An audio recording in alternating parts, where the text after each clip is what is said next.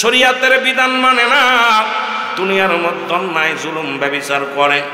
আপনি একটা বিকাশ করেন, আমার স্বামী কেমন একটা তদবির দেন, এমন একটা ওষুধ দেন যে ওষুধটা সেবন করলে আমার স্বামী যেন তার অন্তরের ভিতরে মরণের চিন্তা আসে। জোরে বলা যাবেন আল্লাহু আকবার। আমার ভাইয়েরা, হুজুর কি বললেন? হুজুর বললেন, বাবা বাদশা শোনো, তোমার এই দুনিয়ার মধ্যে কত রাজা কত বাদশা দুনিয়ার মধ্যে আগমন করলো, সবাই দুনিয়া থেকে চলে গেছে, তোমারও চলে যেতে হবে। ইব্রাহিম আদম রে, তুমি বেশি বেশি করে মরণের চিন্তা করো, দেখবা তোমার ভিতরে জুলুম আসবে না, তোমার ভিতরে অন্যায় আসবে না। তোমাকে আমি অনুরোধ করি, ও বাদশা, এই পৃথিবীটা চিরস্থায়ী নয়, ক্ষণস্থায়ী পৃথিবীটা, তুমি বেশি বেশি করে মরণের চিন্তা করো। জোরে জোরে বলো আল্লাহু আকবার।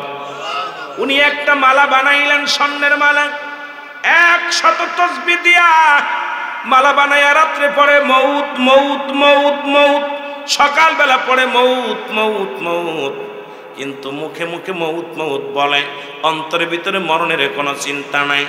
এর মধ্যে মুসলমান প্রজাদের কষ্ট দেয়, বড় দুঃখ দেয়। এরপরে মাস চলে যায়, বছর চলে যায়, পরিবর্তন হয় নাই। হুজুরের কাছে গেলেন, হুজুর আপনি কি তদবির দিলেন? আমার স্বামীর তো পরিবর্তন হয় নাই। বলে উনি কি মৌতের চিন্তা করে? বলে করে।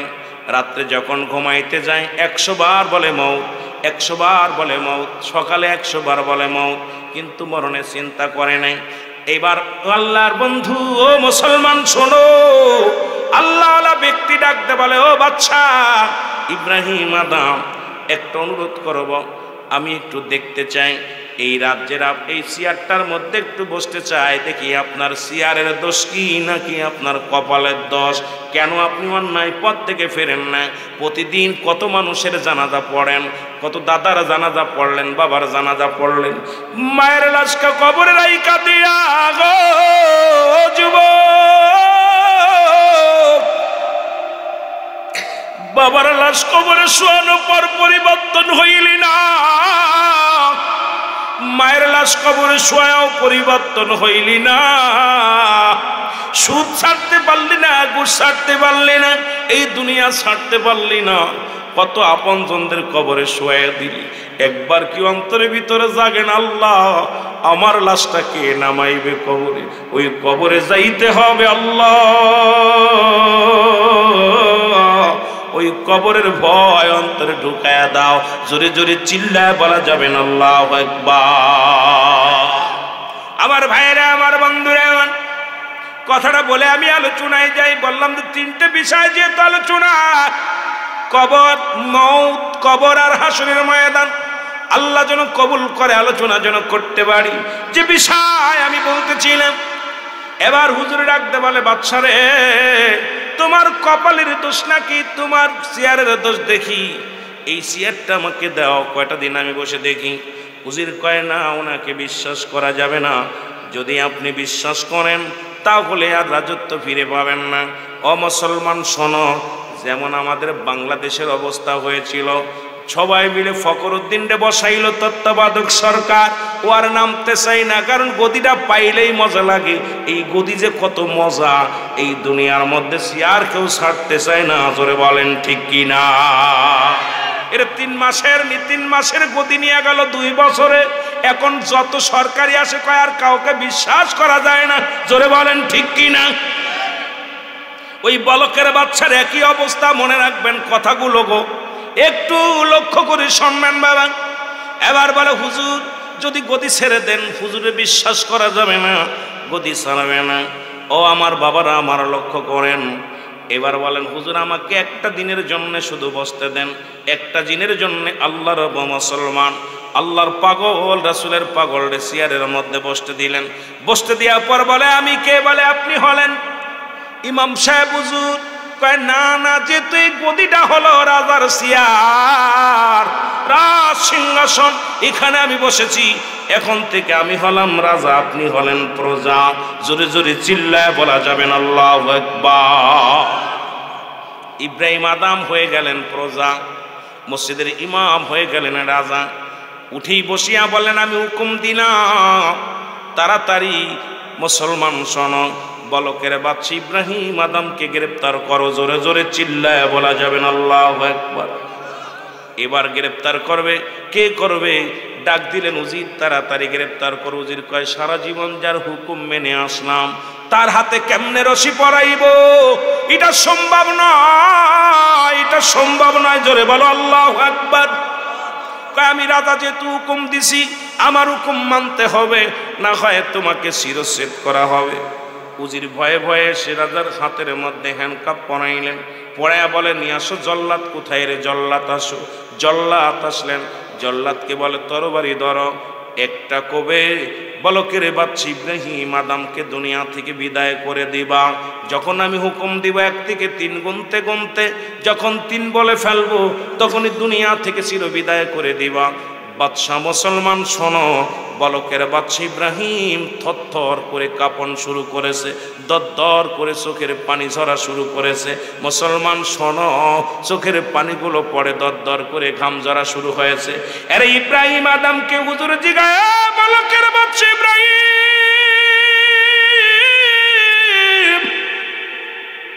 আমি তোমাকে 3টা প্রশ্ন করব, যদি উত্তর দিতে পারো তাহলে তোমার মৃত্যুদণ্ড মকুব হয়ে যাবে, মাফ হয়ে যাবে। আর উত্তর যদি না দিতে পারো গো, তোমাকে শিরচ্ছেদ করা হবে। বলে, তাড়াতাড়ি বলেন। 1 নাম্বার, আমি জানতে চাই আপনি কেন কাঁপছেন। 1 নাম্বার, আমি জানতে চাই আপনি কেন কাঁপতেছেন। বলে, বাদশা ডাকতে বলে, হুজুর, জীবনে কত মানুষের ফাঁসি দিলাম, কত মানুষের মৃত্যুদণ্ড দিলাম, আরে তরবারি নিয়ে সামনে যখন দাঁড়াইছে আমার ভিতরে কাঁপন উঠে গেছে। আরে মরণ, নিজের ফাঁদে নিজেই পড়লাম, এখনই তো মৃত্যুবরণ হবে। ওই মরণের ভয় আমার গা থরথর করে কাঁপে। কয়, 1 নাম্বার উত্তর ঠিক আছে। 2 নাম্বার প্রশ্নের উত্তর। কয়, তোমার গা দিয়ে কেন ঘাম ঝরছে? কয়, পেরেশানি বাড়ছে, কোনো উপায় কি বাঁচা যায় কি না? আরে এই টেনশনে আছি আল্লাহ, কোন উপায় কি বাঁচা যায়? কারণ জল্লাদ ধরে আছে তরবারি, যে কোনো মুহূর্তে আমাকে দুনিয়া থেকে বিদায় করে দিবে। এই ভয়ে আমার গা দিয়ে দরদর করে ঘাম ঝরে। কয়, তোমার 2 নাম্বার প্রশ্নের জবাব ঠিক। 3 নাম্বার, তুমি কেন কাঁদছো? আহারে মরণ যত কঠিন, এই তরবারি চালাইবে আমার গলায়, গর্দান কেটে ফেলবে, এই ভয়ে আমার চোখ দিয়ে পানি বাইর রয়েছে। এবার আল্লাহর বন্ধু মুসলমান শোনো, ইমাম সাহেব হুজুর ডাক দে বলে, বলকের বাদশা ইব্রাহিম আদম, সারা জীবন শুধু মৌত মৌত মুখে বলেছ, অন্তর ভিতর লাগাও নাই, এই জন্যে পাপ কাজ ছাড়তে পারো নাই। এখন 1 মিনিটের মধ্যেই তোমার মরণের ভয় জাগছে। এই নাও সিংহাসন নাও, এইবার তুমি চেয়ারের মধ্যে বসো। জোরে জোরে চিল্লায় বলা যাবে না আল্লাহু আকবার। এর বলকের বাদশা ইব্রাহিম আদম ডাকতে বলে, ইমাম সাহেব হুজুর, আমি রাজত্ব চাই না, বাড়ি চাই না রে, যার মধ্যে বসলে আমার মাওলার ভয় আসে না, যার মধ্যে বসলে আমার মরণের চিন্তা আসে না রে, আমি আর একদিনও এই রাজসিংহাসনে বসতে চাই না। আমি মাওলার পাগল, আমি মাওলার পাগল হতে চাই। আজকে আমাদের দুনিয়া বাড়ি বাড়ি সংসার নিয়ে এমন ঝামেলার মধ্যে পড়ে গেছি, আর এত মানুষ মারা যায় তাও ভয় জাগে না, এত মানুষ কবরে শুয়ে দিই তারপরে ভয় জাগে না। নবী বলছে, বালহুয়া কিলাব, এই দুনিয়াটা পচা দুর্গন্ধ মরি। মানুষের চরিত্র হলো কুকুরের চরিত্র। কুকুর যেমন দুনিয়া পাইর মরি পাইলে খুশি হয়, শেষ জামানার মানুষগুলো দুনিয়ার মধ্যে সম্পদ পাইলে খুশি হবে। এখনো তারা মুসলমান মুমিন হতে পারে নাই, মুত্তাকিন হতে পারে নাই, ইমানদার হতে পারি নাই, শুধু পাপের রাজ্যে ঘোরাঘুরি করি। কারণ সংসারের উপতিবতী মহিলা, ওই দুনিয়ার মায়া, এই সংসারের মায়া, রাসমহলের মায়া, ওই চেয়ারের মায়া, আজকে দুনিয়াটা আমার জাহান্নামের কারণ হয়ে দাঁড়াইছে। জোরে জোরে চিল্লায়া বলা যাবে না ঠিক কিনা? ইব্রাহিম আদম, এতদিন ভরে তোমার ভিতরে মরণের ভয় ঢোকে নাই, 1 মিনিটের ভিতরে ঢুকে গেছে। কিন্তু আমরা এত মানুষের প্রতিনিয়ত জানাজা পড়তেছি, কবরে শোয়াইতেছি, এরপরও আমাদের মসজিদে লোক হয় না। এরপরও সুদখোর ঘুষখোর এত পরিমাণ বাড়ছে, মানুষকে ঠগাইতেছি, আপনার দুনিয়ার মধ্যে মিথ্যা মামলা দিতেছি, মানুষকে কষ্ট দিতেছি, নির্যাতন করতেছি, এত কষ্ট। এ ভাই একবার কি চিন্তা করছেন এই দুনিয়ার কিচ্ছু থাকবে না, সব কিছু করে থাকবে, আপনি থাকবেন না, আবার সব কিছু একদিন বিদায় হবে। এই দুনিয়ার সব কিছু আল্লাহ চূর্ণ বিচূর্ণ করে দিবে, কুল্লু মান আলাইহা ফান, সব শেষ করে দিবে কে? জোরে বলেন করে দিবে কে? একটু মহব্বতের সঙ্গে দুরূদ শরীফ পড়েন। আল্লাহুম্মা কোনটা বাড়ান একটু, এই কোটা কুমান অল্প টুকুমাই দিন, তাহলে কানে কথা।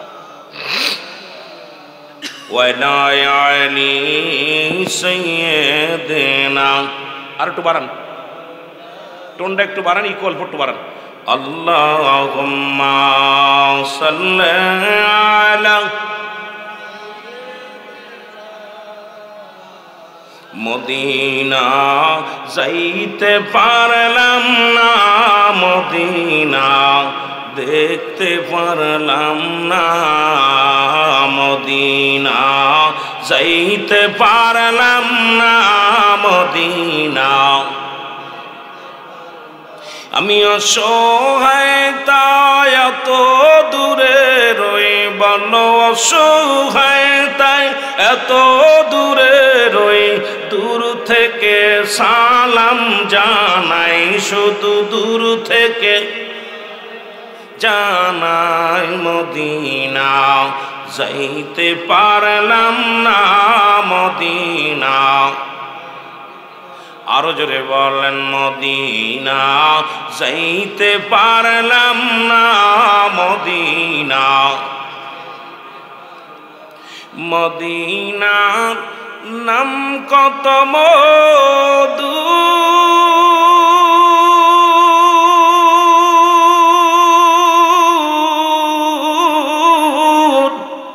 মদিনা আর যে কত দূর,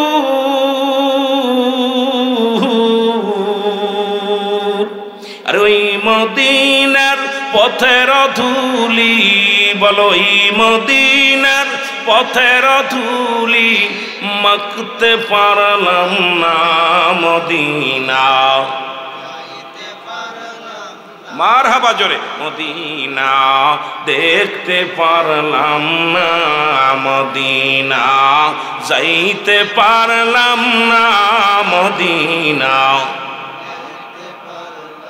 আমি অসহায় তাই এত দূরে রই, বলো অসহায় তাই দূর থেকে সালাম জানাই, শুধু দূর থেকে সালাম জানাই, মদিনা যাইতে পারলাম না, মদিনা। মদিনার নাম কত সুন্দর,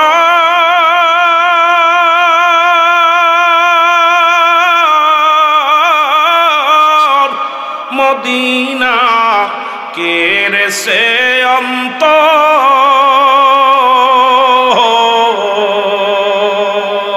এই গরিব দুঃখীর সালাম খানি, গোপীনাথপুরের সালাম খানি পৌঁছাই দিও মদিনায়, বলো পৌঁছাই দিও মদিনায়, মদিনা যাইতে পারলাম না, মদিনা।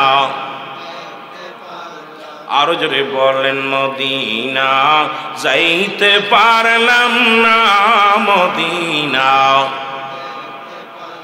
আমি অসহায় তাই এত দূরে রই, বলো অসহায় তাই দূর থেকে সালাম জানাই, শুধু দূর থেকে সালাম জানাই, মদিনা যাইতে পারলাম না, মদিনা। মদিনার পুবাল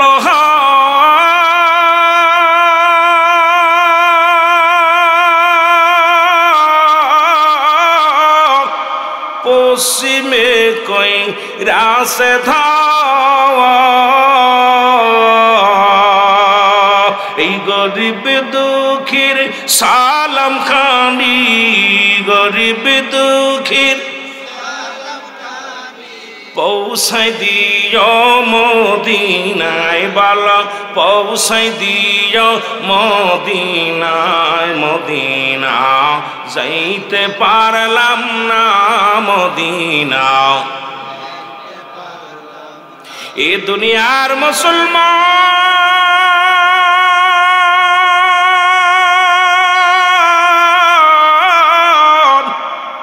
নবী লাগবে কবরে নবী লাগবে মিজানে নবী লাগবে ফুলসিরাতে নবী লাগবে আমাল কিয়ামতের ময়দানে জোরে বলো আল্লাহু আকবার ও যুবক আজকে জন্য আমি কথাটা বলে গেলাম জৈবন পাইছো মনে করছো মরণ আর হবে না মনে করছো বাচ্চা বয়স মরণের বড় দেরি আছে বাবারে মনে করছো 20 বছর বয়স 80 বছরে মরব এখন ফুর্তি করে যায় রে মুসলমান এর গত 3 দিন 4 দিন আগে ওই না মাধবপুরের জমিনে অ্যাক্সিডেন্ট হইয়া 6 জন মানুষ মারা গেল তার মধ্যে ছোট্ট মাসুম বাচ্চাও ছিল বাবার কোলে আর মদিনা শরীফ জিয়ারত করে বাড়ি ফিরতে ছিল আল্লাহ তারে বাড়িতে ফিরায় নাই কলিজার টুকরা সন্তানকে বুকে নিয়ে দুনিয়া থেকে বিদায় হয়ে গেছে আরে কত যুবক দুনিয়া থেকে বিদায় নিয়ে চলে গেছে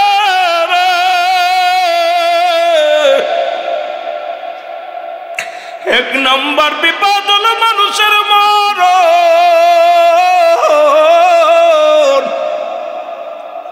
আল্লামা মুফতি আমজাদ আলী সাহেব একটা কিতাব লিখলো কিতাবের নাম বারে শুনিয়া এই কিতাবের মধ্যে লিখতে যা বলল দুনিয়ার মানুষ যখন সাধারণ মৃত্যুবরণ করে 70টা তাজা উটের গায়ের চামড়া জবাই না করিয়া উল্টো দিকে টান দিয়া লবণের মরিচ লাগা দিলে যতটুক যন্ত্রণা হয় রে ও যুবক এর চাইতে 70 গুণ যন্ত্রণা একটা সাধারণ মৃত্যু এখন যারা মায়েরকে গোসল করাইলা কত মানুষ মরণের সময় তোমার বাবা মা তোমার দাদা দাদির মরণের সময় চোখ দুটি বড় বড় হয়ে গেছে ওই মরণের সময় পায়খানা করে দিছে প্রস্রাব করে দিছে এমনকি মরণের সময় জিহ্বাটা বাইর হয়ে গেছে তাদের মরণটা কত কঠিন আল্লাহ আল্লাহ এই যে ব্যক্তি মরণের সময় নাক মুখ দিয়ে রক্ত বাইর হয়ে যায় গত কয়েকদিন আগে একজনকে জানাজা পড়াইলাম কাপড়ের মধ্যে শুধু নাক দিয়ে রক্ত বাইর হতেছে রে পুরো কাপড়ের কাপড়টা মনে হয় তাজা কাপড়ের মতো তাজা রক্ত বাইর হতেছে রে মুসলমান কারণ ওই লাশটা যখন রুহটা বাইর করেছে আমার আল্লাহ এত জোরে আজ কান দিছে রুহটাকে নাক দিয়া বাইর করেছে রক্ত কলিজাটা ফেটে রক্ত বাইর হয় রে মুসলমান কেন আমাদের ভয় হয় না কেন আমাদের চিন্তা হয় না ওই মরণের পেয়ালা পান করতে হবে রে মুসলমান কার জন্য দুনিয়ায় সম্পদ করো কার জন্য সুদ খাও কার জন্য ঘুষ খাও কার জন্য বাড়ি কার জন্য এত জমিদারি রে কার জন্য এত চেয়ার নিয়ে টানাটানি ক্ষমতার বাহাদুরি করলা এই দুনিয়ার সম্পদ খাবে লোকে তোমার দেহ খাবে পোকে জোরে বলো ঠিক কিনা এই দুনিয়ার সম্পদ করে থুইলা বাড়ি করলা গাড়ি করলা কত মানুষের ফাঁকি দিলা কত জমি জমা কত মানুষের লুট করে নিলা ভাইয়ের হক নষ্ট করলা বোনের হক নষ্ট করলা বিবির হক নষ্ট করলা রে এই দুনিয়ার মধ্যে কত 3 তলা 5 তলা 10 তলা বাড়ি কইরা গেলা ও বাবারা একটু দিলের কান্না লাগা শোনো এই দুনিয়ার বালাখানা কিছু কাজে লাগবে না সব পড়ে থাকবে আল্লাহ কয় বান্দা জমিনটা আমি পুরো তামা বানায়া দিব কুল্লু মান আলাইহা ফান আল্লাহ কয় বান্দা এই জমিনের মধ্যে যা কিছু আছে গো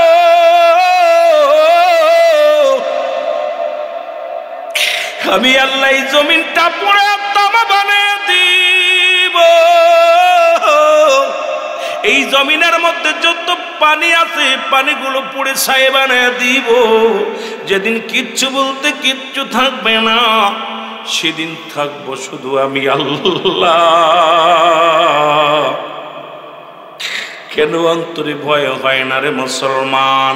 আল্লাহ কয় বান্দা জমিনটা পুড়ে তামা বানায়া দিবে, একটু মাটিও থাকবে না রে মুসলমান।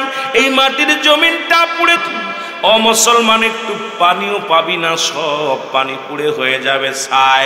যেদিন কেউ থাকবে না, থাকবে আমার আল্লাহ। আল্লাহ কয় বান্দারে সেদিন আমি থাকবো আমার হাবিবের ভালোবাসা নিয়ে, নবীর প্রেম নিয়ে। এই জন্যে দুনিয়ায় গোলামি করব আমার আল্লাহ, প্রেমিক হব আমার নবী রাহমাতাল লিল আলামিনের। জোরে জোরে চিল্লায় বলা যাবে না ঠিক কিনা? মদিনা যাইতে পারলাম না, মদিনা। আরো জোরে বলেন, মদিনা যাইতে পারলাম না, মদিনা। আমি অসহায় তাই এত দূরে রই, বলো অসহায় তাই দূর থেকে সালাম জানাই, শুধু দূর থেকে সালাম জানাই। মদিনা না, মদিনা দেখতে পারলাম না, মদিনা যাইতে পারলাম না, মদিনা। মদিনার নাম কত মধু,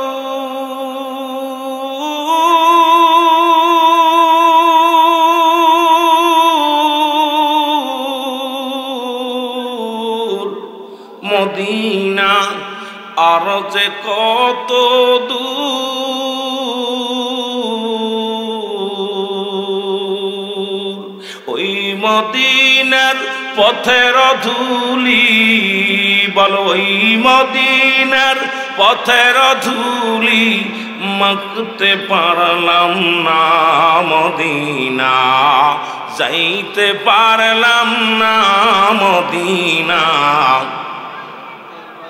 আর জোরে বলেন, মদিনা যাইতে পারলাম না, মদিনা দেখতে পারলাম না।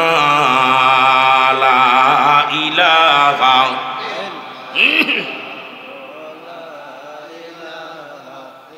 আরো জোরে বলেন, লা ইলাহা, লা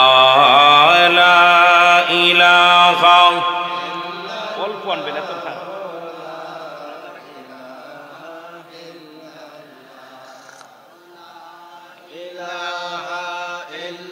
আপনাদের কষ্ট হচ্ছে বাবা? কষ্ট হচ্ছে বাজান রে? ওয়াজের ময়দান হাসি তামাশার ময়দান না। ওয়াজের ময়দান চোখের পানি ছাড়বেন। যত সময় বসবেন ওয়াজের ময়দানে আল্লাহ মাফ করার জন্য, আল্লাহ মাকুদবি রাহমাতুল্লাহ বয়ান করে, বান্দা যখন গুনার কথা মনে করে, জাহান্নামের কথা, কবরের কথা চিন্তা করে বান্দা যখন খাস তওবা করে আল্লাহ বলে ডাক দেয়, আমার আল্লাহ বান্দার জীবনের গুনাহগুলো মাফ করে দেয়। ভাইরে, নবী তো আসবে না কিয়ামত পর্যন্ত, নবীদের দরজা বন্ধ, তওবার দরজা খোলা। বেশি বেশি তওবা করবেন, চোখের পানি ফেলবেন, এই বিফলে যাবে না। এই জামানাটা ইমানদারের জন্য দুনিয়াটা আনন্দের জায়গা না, কষ্টের জায়গা। ইমানদারদের জন্য কষ্টের জায়গা। এই জন্য বাবা দুনিয়াতে কষ্ট করে যান, আর মাহফিলে যে হাসবেন না, কানবেন, চোখের পানি ছাড়বেন, একা একা অজান্তে কানবেন। একটু চোখটা বন্ধ করে দেখেন, আপনি এতবেল যার পাশে বসেছিলেন, যাকে সামনে দেখলেন, পিছ দেখলেন, কাউকে দেখতে পারছেন, অনুভব করতেছেন আছে। ঠিক কবরের জিন্দেগিটা এইরকম হবে, সব অনুভব করবেন, কেউ আপনার না। একটু চোখটা বন্ধ করে আবার খোলেন, বন্ধ করে একবার চিন্তা করেন যে আমি কোন জগতে আছি। একটু ভাবেন, ভাবলে পারে ওই মানুষের দ্বারা সম্ভব না কখনো অন্যায় করা, জুলুম করা, ব্যভিচার করা, হট্টগোল করা। কারণ এই মানুষটা সে নিজেকে বিলিয়ে দিবে, কারণ সে নিজেকে নিজে পাপী, গুনাহগার, অসহায় ভাববে। কিন্তু আমার বাবারা, আমাদের ভিতরে তাকাব্বারি হয়, সম্পদের তাকাব্বারি না, এলেমের তাকাব্বারি না, হলে গায়ের বলের তাকাব্বারি। এই যে আমাদের ভিতরে একটা অহংকার, অহমিকা এসে গেছে, এই সব কিছু সব শেষ করে দিবে। এই আমাদের এই অহংকারই সব শেষ করে দিবে। মহব্বতে বলেন লা ইলাহা ইল্লাল্লাহ, জোরে লা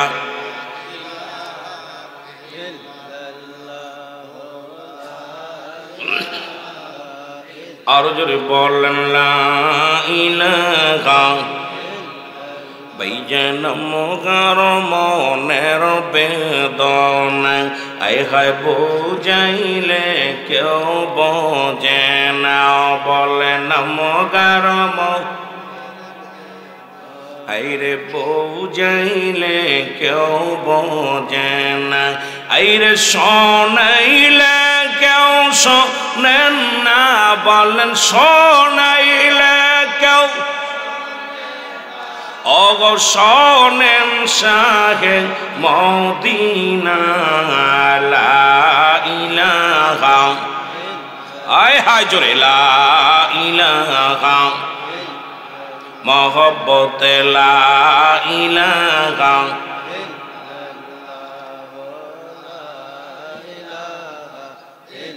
আল্লাহ লা ইলাহা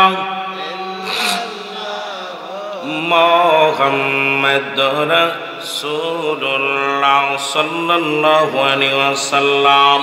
এ দুনিয়ার মুসলমান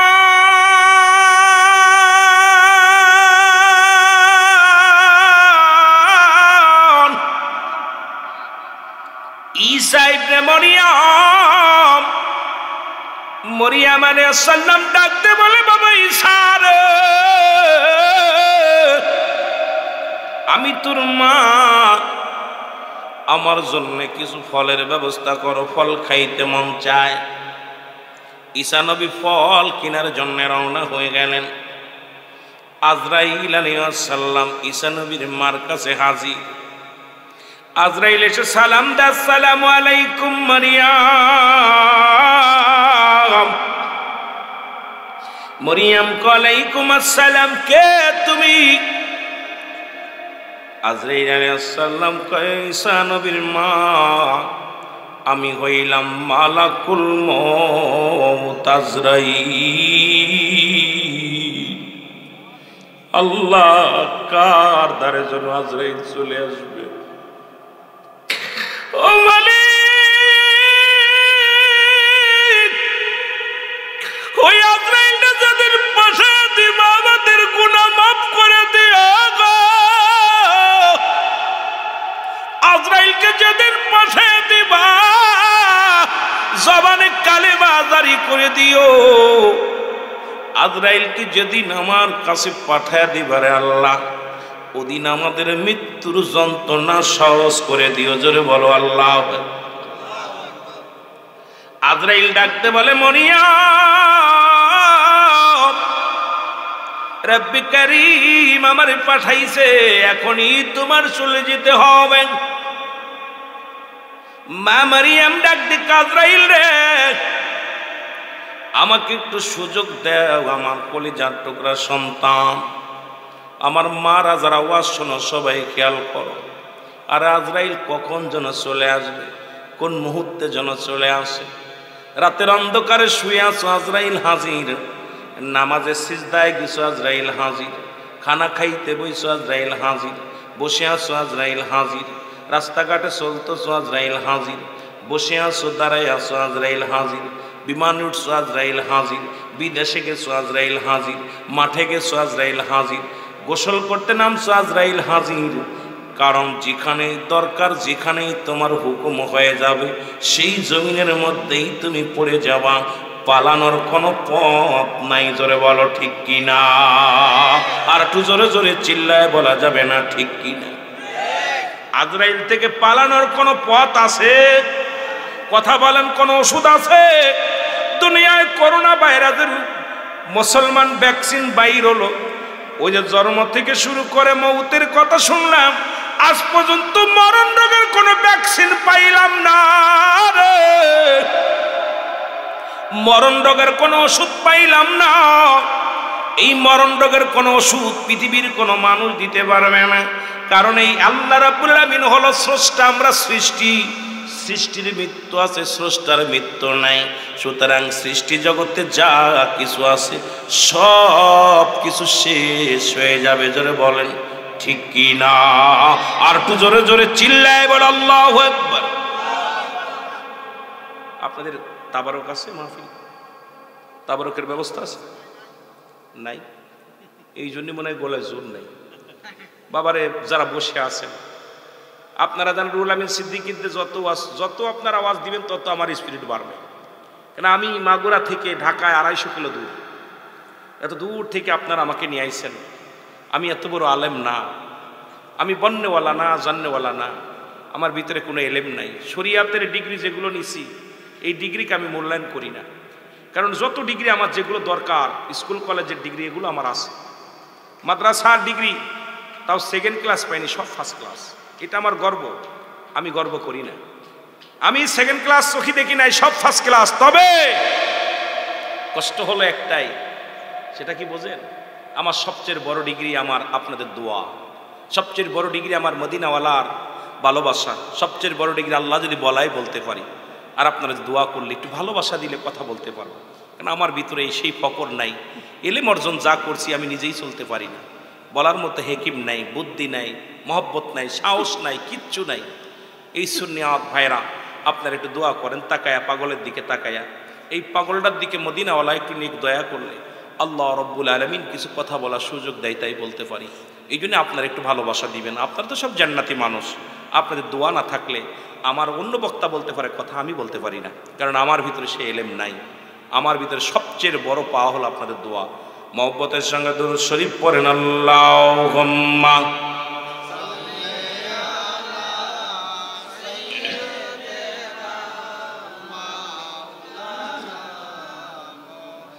আমার প্রাণ পাখি রে,